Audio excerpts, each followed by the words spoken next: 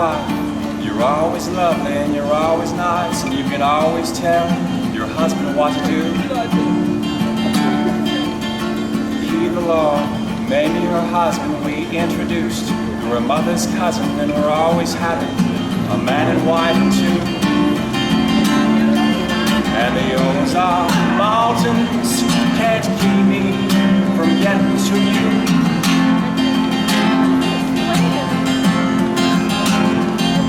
And the Ozark Mountains can't keep me from getting to you.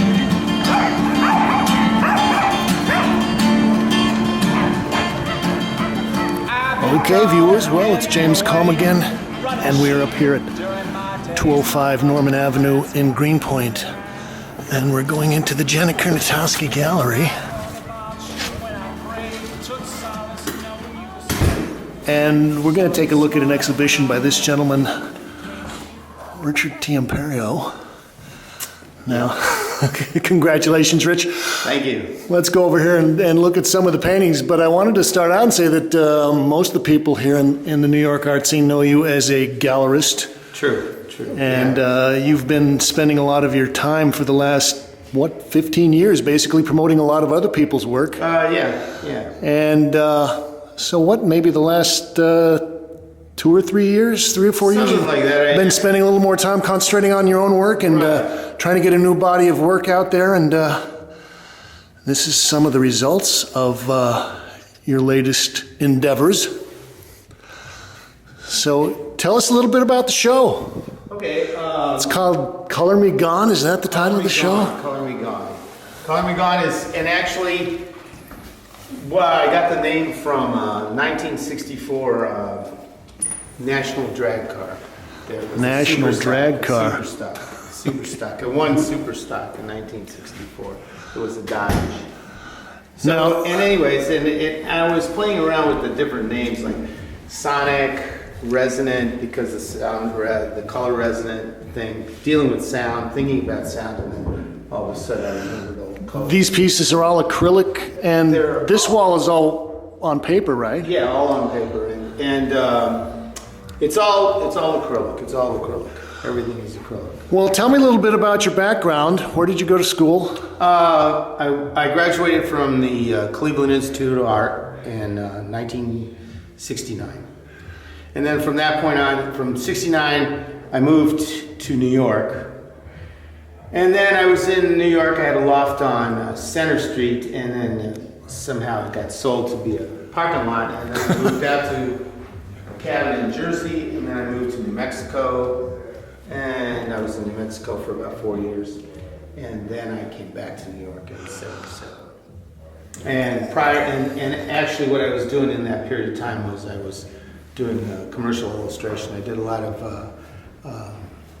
political caricatures. I worked for the Times. Okay. And then eventually I got back into painting. I moved to New Mexico to paint. I graduated in painting. Well, let's talk a little bit about some of the influences you have. Now, I was noticing that a lot of this work is kind of transparent washes and relates a lot to what I would call the color field painters. Sure. Maybe people like Morris Lewis. Like Morris Lewis. Even Larry Poons. Dan Christensen did a lot of staining. Helen Frankenthaler. Yeah, originally, actually, I got up on Helen's work. My painting was more like, I painted like Francis Bacon. And I did like huge things of, I have a huge painting of... I've seen the latest auction prices, and I'm thinking maybe it's time to go back. just sold one for $100 and I don't know how many million dollars. But that's what I originally was painting. I was painting large paintings that were had some kind of political note to them. But this is very, what I would call kind of lyrical and free, and you know, one of the great things about walking into the gallery and seeing these pieces after being out in the cold and the dark is it's like stepping into a little tropical resort or something here. One of the other great things is that because you are a gallerist, you've actually been able to show some of these people that influenced you, and you know, a lot of these people are well-known artists from the 60s and 70s, and they're still working, but it's been great that you've had a chance to show people like Larry Poons and Thornton Willis and some of these other kind of what I would call color field abstract painters. Yeah, I mean, I like, obviously color is what I'm into, is color. I love color. So, how about some of the technical aspects of this? You know, I noticed that you've got different kinds of kind of bleeds and this stuff, blooms what and you're looking at right hard now, edge. This is actually transparent titanium white. That's what it is. It's a funny thing, and it's sort of, it's interesting how it just sort of fades in certain points. You know, I agree. I manipulate it. We'll go back and look at some of these in the back room too. I like, you've got a couple of pieces that have kind of a similar format with this it's like a stage wedge on the right side. Yeah, it is. It's kind of like you've got a curtain there, and some of these do have a kind of a landscape sense, and others have more of an interior sense. Who do you look at when you look at art, or who would you consider as some of the people that maybe have influenced your ideas about composition and things? Geez, you know what? It's really funny. That what's interesting about these things is I just started doing them, and I wasn't really looking at anybody. I originally, when I used to do like more an all over, but underneath that all over was a stained block, like a geometric painting. Yeah, and I remember paintings from say 8 or 10 years ago where you really had a thick buildup of clumpy chunks of paint, but all this stuff is pretty light, almost transparent. Right. It was the same. The idea was that they're all done at one time. They're all done in one sitting. So if you don't hit the ones that are chunky, and yeah, if you don't hit, you don't hit. You know. And so once you get in the groove, you can be pretty consistent. You know. We've got a couple of large pieces here. These are unstretched on canvas. Brand new. This one's brand new.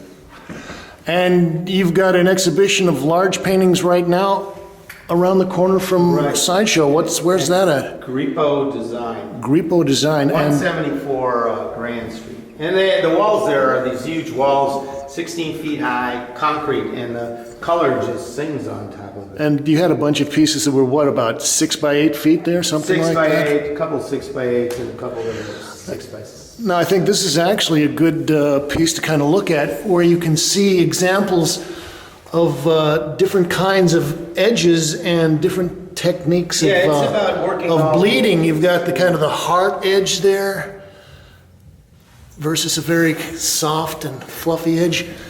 And I kind of like this, where you've got the little, I don't know what you call it, it's like about controlling the paint as, or sort of control the mistakes, or not mistakes, but letting the paint go with, using water, and also with a dispersant in the water.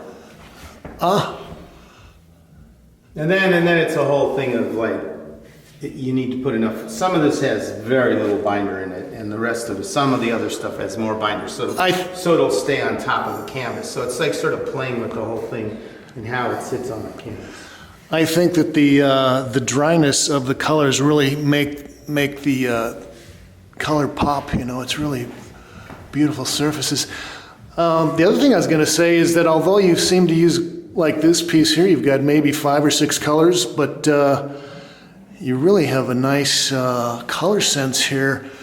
And I was thinking that this transition from this red stripe over to the yellow, that lilac is such a beautiful interval, coloristic interval there, that it just seems to hit that right. Where do you come up with your palettes? Do you just intuitively hit this, or do you plan out your paintings a lot with the colors? The most I would ever do is like a little doodle, but it wouldn't be in color. It's usually never in color. So you're just working on the compositions in black and... Well, once you start doing it, then you can look back at another one and say, well, maybe I'll go that way. And then once you put down the color or the first thing, then you just keep moving from that point on. So it's like a performance, or it's like you do it all at once. It's the idea is you're doing it at that time, So there's a certain amount of spontaneity, not so much going back and correcting it or. Well, you said that you basically, to catch this kind of freshness, you really can't do much correcting.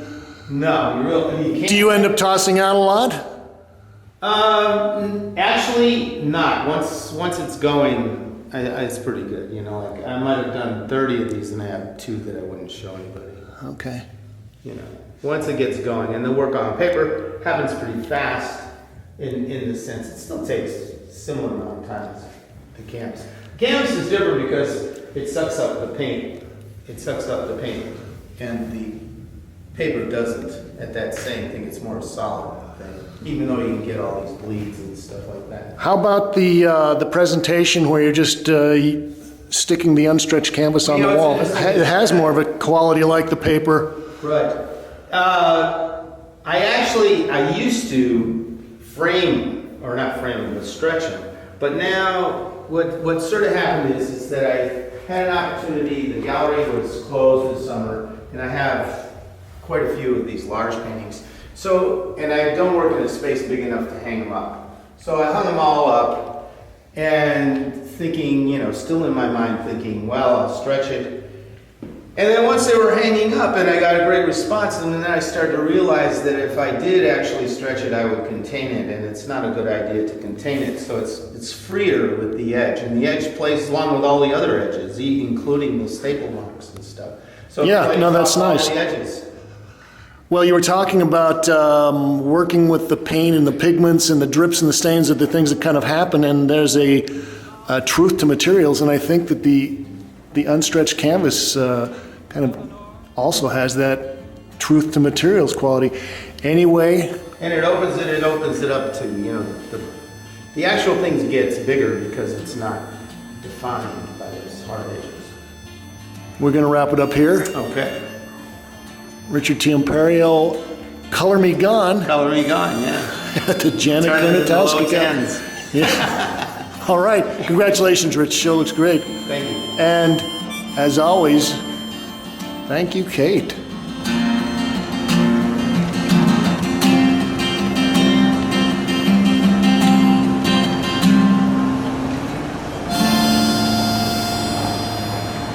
Wow, that was great. Thank you.